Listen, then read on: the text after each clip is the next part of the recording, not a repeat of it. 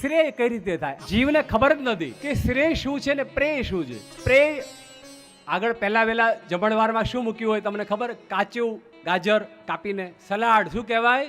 એ જોજો, ખાવ ને તો કંઈ વાંધો આવે નહીં, કંઈ રોગ થાય નહીં, બીમારી થાય નહીં, જાડા ઉલટી થાય નહીં.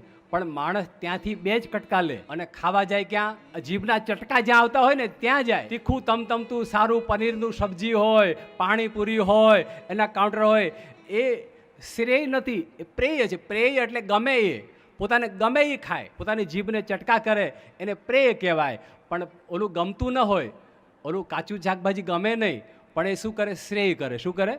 શ્રેય કરે. તમારા શરીરને સારું કરે ને કરે. શ્રેય છે માણસને ગમતું નથી, માણસને પ્રેય ગમે છે. અને ગમે એવા જ કામ માણસ કર્યા કરે, પણ શ્રેયના કામ કરતો નથી. જો શ્રેયના કામ શરૂ કરે તો પ્રેય તો આપોઆપ એને મળે ને